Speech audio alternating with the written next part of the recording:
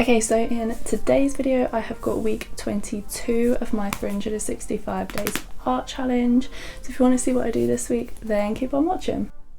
Okay, so I have got another fairly short one this week. So I first of all started with this like calligraphy practice one.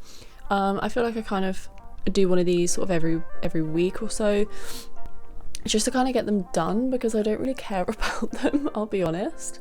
The pen that I use still isn't ideal for it, so it never really goes too well. Like, I can do calligraphy, I just have no interest in it, so I haven't really bothered to like get a new pen and like actually make it work properly.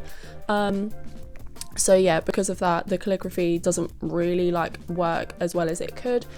So yeah, that's kind of a reason why I just get them over and done with, because they're never going to turn out perfect anyway. So I'm yeah, just trying to like work my way through them. The next one that I did was this like kind of colouring one. Basically, I mean, you can kind of see what I'm doing. There's like different colours and you kind of have to like match them and then make like a gradient. But the whole idea was that you did it with different media. So I used the zebra fine liners, as you just saw, and I used basically each of those and just put them in a position where I felt like they would go. Then I used some watercolour to kind of add in a little bit more. I didn't really have too many like medias that I wanted to use. I had for like acrylic paint and stuff like that, but I didn't really want to have to get them all out and then clean the brushes afterwards, wait for the page to dry and all that sort of thing. So I just kind of stuck to watercolour, the fine liners, and I used coloured pencil as well. But I think it came together quite well. Obviously there's three different methods of colouring in there, so I didn't really see this was too much of a problem. I do also have like other pens and stuff that I could have used, but the fine liners are the only ones that I'm absolutely certain don't bleed through, because I've done other ones before with different pens and they have bled through the paper, which is quite annoying. But yeah, these zebra fine liners I know for a fact don't bleed through, which is the only reason why I kind of use those as opposed to any others. And as well as that, I just like the way that they go down on the paper. They are quite nice pens to use. And then as you can see here, after I'd done the pens and the watercolour, I just left some spots available, and then I just went through all of my coloured pencils to kind of find which ones I could use to add in the rest of the colours. I didn't really use like a proper gradient, I kind of just used different colours that were similar to the colour that was already there, and used those rather than making like an actual gradient. I just kind of used similar colours.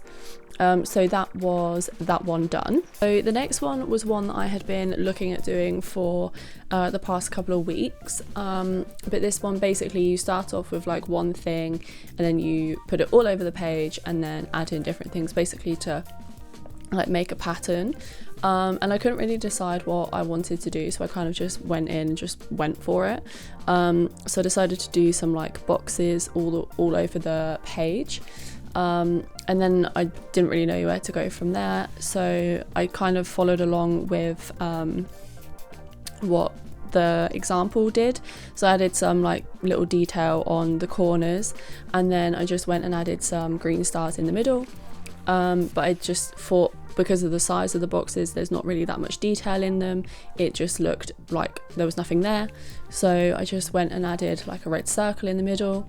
To be honest, this is like probably not great to say, but I really didn't care about this one, so I just kind of moved through it as quickly as I could, just to get it done.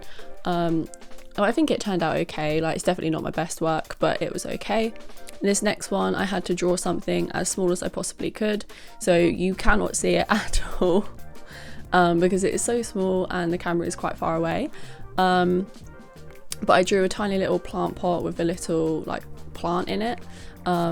So yeah, that's what I did for that one. That literally took me like 30 seconds because obviously with it being as small as you possibly can, you can't really get much detail into it at all. So it was kind of just sort of like a little sketch. There wasn't really any shading or anything, again because you can't really do that because it is obviously so small. So yeah, I did that one, and then I moved on to this one, which basically just had to paint or draw a bunch of different pebbles. So I just started off with some pebble-like shapes in some different brown colours, and then I went in with some other colours afterwards just to create some sort of definition. Yeah, and then I added on a couple of them just a little fine liner ring, just because I feel like it looks really cool when you do that sort of thing. Obviously it doesn't look like the example ones, but overall I quite enjoyed it and I quite liked the way that it came out, and I like the different colours that I'd used and the way that they look together. So after I'd done that one, I then moved on to this one, which basically just had to add in a bunch of different plants. So I started off with some of my zebra fine liners to do this, and then I moved over to watercolour. So I moved over to the watercolour just to kind of lay down a base, and I had kind of planned to add in some like details and like add some more bits in afterwards, but on most of them, the way that the paint had dried, it kind of added like the detailing in anyway, especially the ones where I made the plants like hang down on the pots.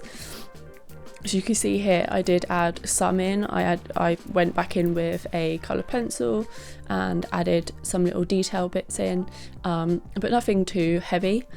So this next one that I did was about showing your art to somebody else. So I basically just showed someone this book and told them to go through it, and they just said it looks great. So I just added that in, and then the last thing that I did was just mark off all of the ones that we did this week as usual. So yeah. Okay, so that was week 22 of my 365 days for art challenge.